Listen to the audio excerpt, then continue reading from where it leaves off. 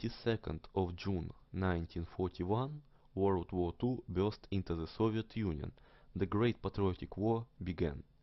That Russian-German war was not an ordinary conflict, fought for territories or resources.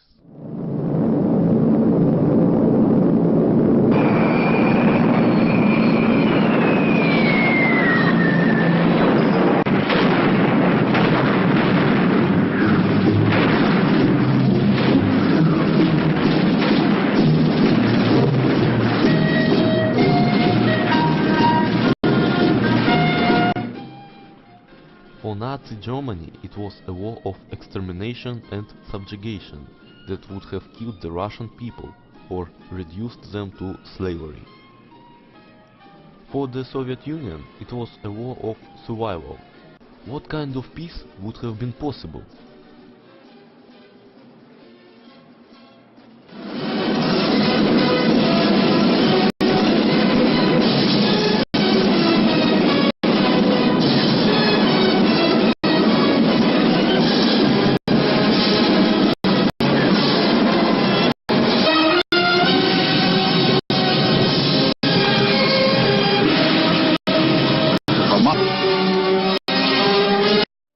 Hitler confidently announced, "Soldiers, Moscow is ahead of you. You have marched through the streets of the finest cities of Europe. Only Moscow remains. Make her bow. Show her the strength of your weapon. Walk through her squares. Moscow will be the end of the war." Nazi troops launched to our capital extremely successfully. Moscow was more than the administrative capital of the Soviet Union. It was an important rail hub and an industrial center. Moscow was also one of Russian symbols. Losing Moscow would certainly have decreased the popularity of Soviet leaders. That's why Hitler planned to destroy Moscow as soon as possible. He ordered the Luftwaffe to begin terror attacks on the Soviet capital.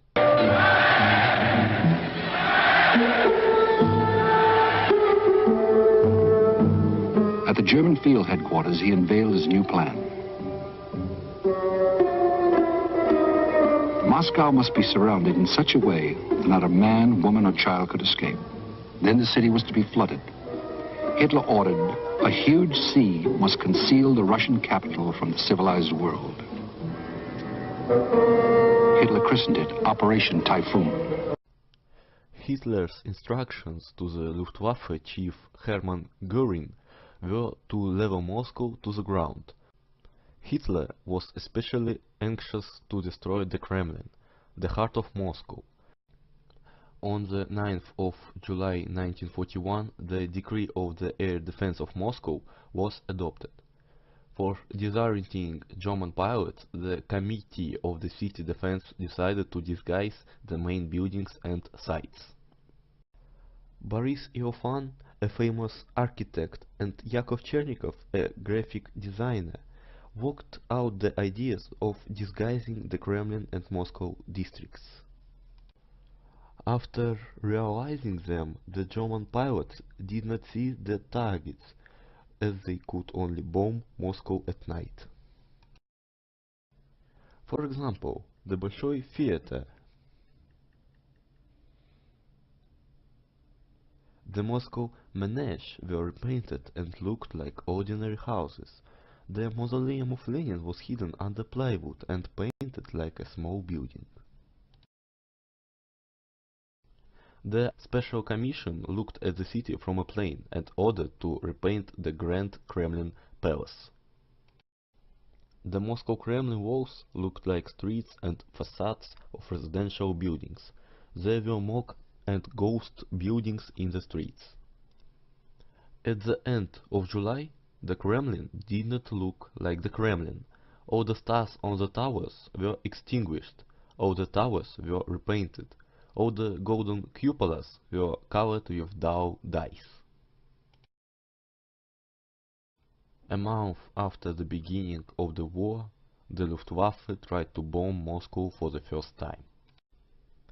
On the 21st of July 1941, 195 German Luftwaffe bombers most of which were HE-111 bombers, attacked the Soviet capital in multiple waves during the night.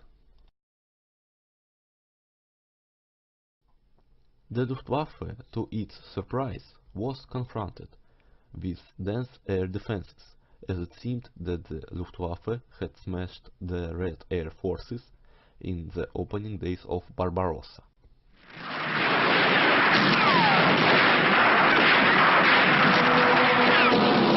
Before noon on this first day of the air war, the Nazis destroyed 800 Russian planes on the ground, 400 more in the air. General Mikhail Gromadin, commanding Moscow Air Defense District, had assembled 585 air fighters.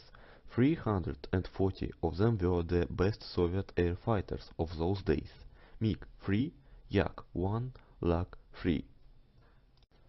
Moscow was also ringed by dense anti-aircraft batteries, 1044 anti-aircraft guns. Because of so many Soviet air fighters and anti-aircraft guns, German bombers dared attack only at night. But at night there were thousands of barrage balloons in the sky of Moscow. Barrage balloons rose to 2,500 meters, and in pairs as high as 4,500 meters, much higher than over London. The risk of flying into their steel cables forced German bombers to fly at much higher altitudes, from where they were much less accurate. Occasionally there was heavy damage by fire as well as by high explosives. The attack was indiscriminate.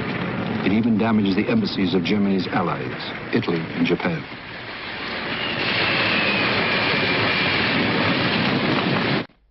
The effectively organized civil defense units limited the damage.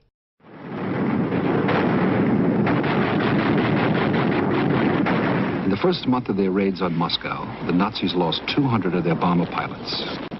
Very few Luftwaffe crews were able to drop their bombs. During the first attack, the high explosive bomb, which weighed 250 kg, was dropped on the territory of Kremlin. The bomb broke through the ceiling in the Grand Kremlin Palace, but it did not explode. There were also 6 incendiary bombs, which were dropped on the territory of Kremlin.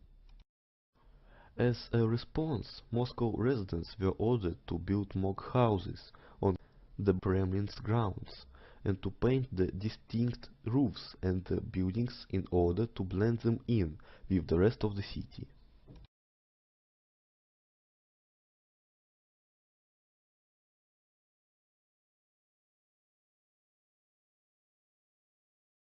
On the 46th night of the war, Nazi bombers came again to Moscow. The night fighters met them. That night, one of the Suns rammed a German bomber in the sky above Moscow. He was the first Soviet night fighter pilot to do it. His name, Second Lieutenant Viktor Talalikin. The Kremlin is as big as it was in 1941. It is 27,700 square meters. In 1941, the Kremlin was about 4,000 times smaller than Moscow.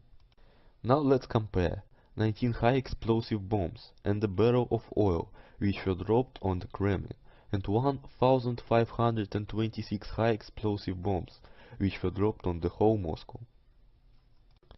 No doubt the Kremlin was very well disguised and protected, but every German bomber tried to attack that invisible main target in Moscow. Very few bombers succeeded. Many more bombers were shot down.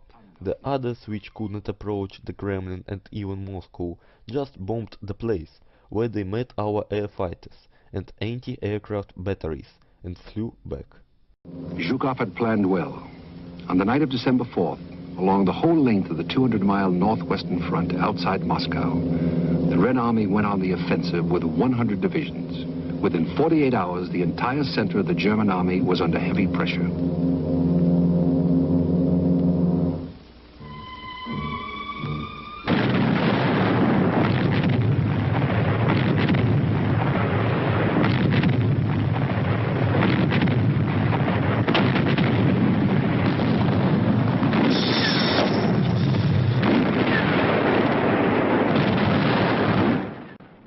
Battle of Moscow lasted from the 30th of September 1941 to the 20th of April 1942.